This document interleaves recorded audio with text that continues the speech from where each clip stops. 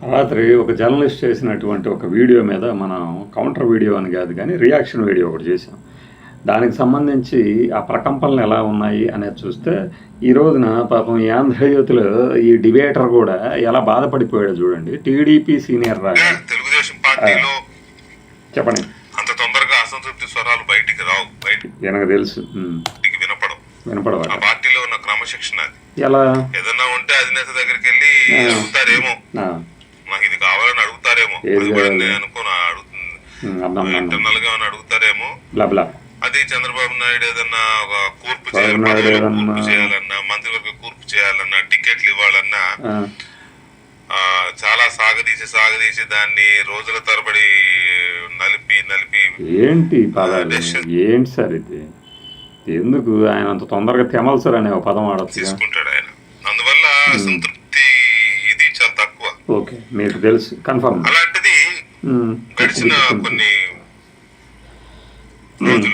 రోజులుగా YSR Congress party social media ఊదరగొడుతోంది. ఏమని? తెలుగుదేశం పార్టీలో సీనియర్లు అసంతృప్తితో ఉన్నారు. ఉంటే తప్పే ఉంది, చాలా అసంతృప్తితో ఉన్నారు, చాలా కొద్దిగా. కొంతమంది అయితే వైసీపీకి టచ్ లోకి వచ్చేస్తున్నారు. వచ్చింది పాయింట్ చూసారు కదా, ఇది పాయింట్. విషయం ఏంటంటే ఆ జర్నలిస్ట్ చేసిన వీడియో నాకు తెలిసి కనీసం ఒక 2 లక్షలు 3 లక్షలు మంది చూసి ఉంటారు. ఎందుకంటే అరే ఇదేంటి రసం, అసలు వైఎస్ఆర్సీపీకి టీడీపీ వాళ్ళ టచ్లోకి రావటం ఏంటి అని ఆశ్చర్యానికి లోనై ఉంటుంది. ఇక్కడ నిజం కంటే అబద్ధము లేదు, వాస్తవం కంటే అంచనాలు, ఇంకా మనకిష్టమైన అంచనాలని జనం ఆదరించడానికి ఎక్కువ ఇష్టపడతారు కదా. అది మనోడికి టచ్ అయ్యింది. టచ్ అయ్యి ఏంటంటే అర్జెంటుగా అది అబద్ధం అని ప్రూవ్ చేయాలనుకున్నాను. అసంతృప్తితో ఉన్నారు అంటే ఓకే, నమ్మొచ్చేమో. వైసీపీకి టచ్ లోకి రావడం ఏంటి? అదే ఇప్పుడున్న పరిస్థితుల్లో జోకు కాదు, అది జరగదు కదా. ఇప్పుడు మనం రాత్రి పెట్టిన వీడియోలో సహేతుకతని ప్రశ్నించాం. అసలు ఏదన్నా ఉంటే తర్వాత ఎప్పుడన్నా చివరిలో ఉంటుందేమో కానీ ఎవరో సరదాగా బాబా మాకు సంబంధం లేదు బాబు, ఎవరో ఏదో కేసు పెడుతున్నారు, పై వాళ్ళే అంతా నడిపించేది అన్న మాటను పట్టుకొని అక్కడికి ఏదో 2029 ఎన్నికలు రేపే జరుగుతున్నట్టు, వెంటనే రిజల్ట్ వచ్చేసినట్టు, జగన్మోహన్ రెడ్డి గారు సీఎం అయినట్టు, వెంటనే వీళ్ళందరి మీద కసి తీర్చుకుంటున్నట్లు ఉంది ఆ వీడియో. అది చూస్తే అట్లా ఉంది. అది సహేతుకం కాదు, రీజనబుల్ కాదు, లాజిక్ కాదు, లాజిక్ అందనది అని చెప్పాం. కానీ ఇలాగ కాదు కదా, ఇక్కడ మన బయటపడుతుంది అసంతృప్తి. అది ఒక ఎగ్జాగరేషన్ అయితే దానికి రియాక్షన్ ఈ వీడియో ఇంకాస్త ఎగ్జాగరేషన్ ఉంటుందా అండి? ఎవరు చెప్పారు నాయన? ఇప్పుడు టచ్లోకి ఎందుకు వెళ్తారు అనటం కన్నా కూడా అసలు 18 నెలలే అయింది, ఇంకా చాలా ఉంది టైము. ఈలోపు పోయి టచ్లోకి పోయి ఏదో చేస్తారు అంటే ఆయన తీసుకున్న యాంగిల్ వేరు, ఏం తీసుకుని ఎత్తుకుంటున్న యాంగిల్ వేరు.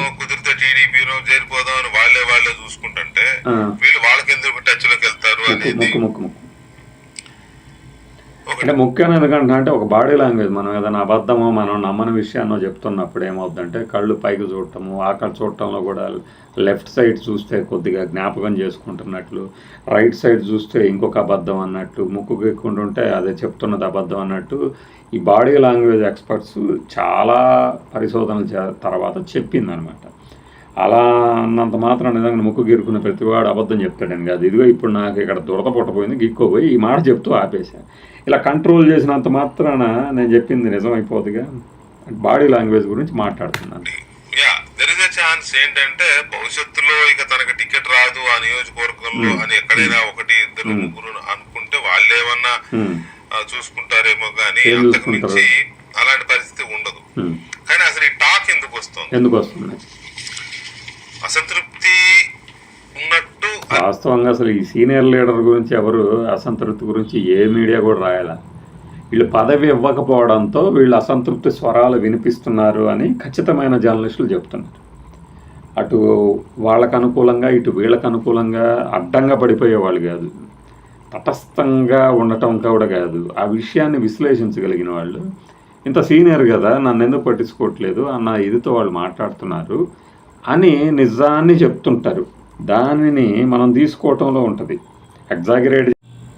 ఎగ్జాగరేట్ చేసేది ఎవరు అనేది మనం రాత్రి వీడియోలో చెప్పాము. TDP pro, YSRCP pro. ఆ ప్రో కూడా ఏంటంటే డైరెక్ట్గా ఈ పార్టీ కండవాళ్ళు మెడలో వేసుకున్నట్లే ఉంటాయి. అనిపిస్తుంది లోపల.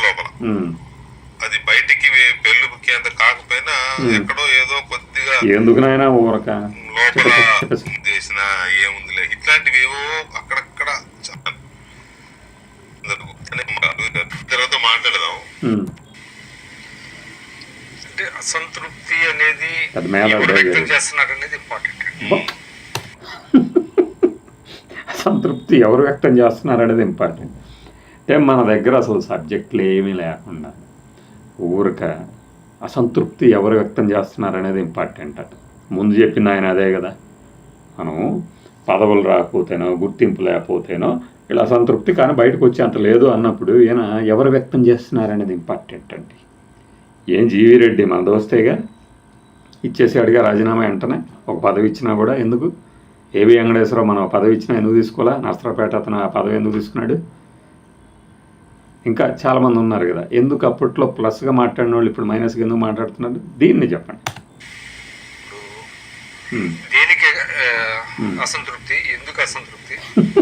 ఇంక ఈ విషయం అంతా ఇలానే ఉంటుంది. కానీ వాళ్ళు పెట్టుకున్న లీడర్లు కానీ వాళ్ళు ఆల్రెడీ 70, 80లో పడ్డారు ఈ డిస్కషన్లో మాట్లాడుకున్నారు.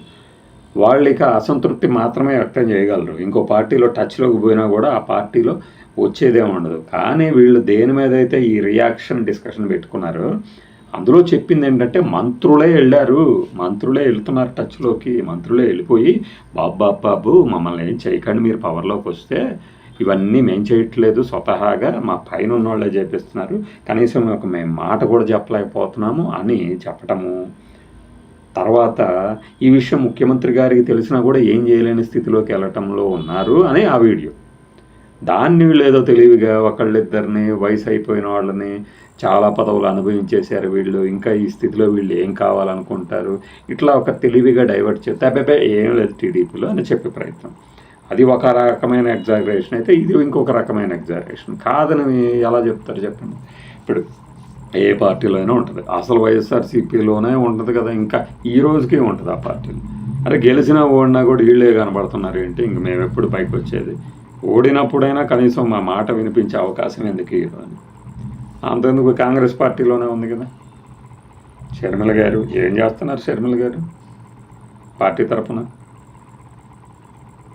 వాటికి సమాధానం చెప్పకుండా ఇది సోషల్ మీడియాలో బలంగా వెళ్ళిపోతుంది. మనం చెప్పాం కదా ఈ వీడియో ద్వారా ఏమని కలరింగు సోషల్ మీడియాలో ఏమని ఒక భావాన్ని మనం పంపించదలుచుకున్నాము అనేది ఇంపార్టెంట్. కానీ అది నిజంగా అలా లేదు, బట్ నిజంగానే వీళ్ళందరూ ఉడికిపోతున్నారు అని ఆ వీడియో సారాంశం అయి ఉంటుంది. అలా అది తప్పు కదా, అసలు పరిస్థితి అలా లేదు కదా అనేది మనం క్లియర్గా ఓపెన్గా చెప్పాం. బట్ ఏనేంటి అలా లేదు, అసలు అసంతృప్తి లేదు, వాళ్ళకుంది, ఎందుకుంది, ఇవన్నీ ఎందుకు వచ్చింది ఈ వీడియో అంటే దానికి రియాక్షన్ వీడియో.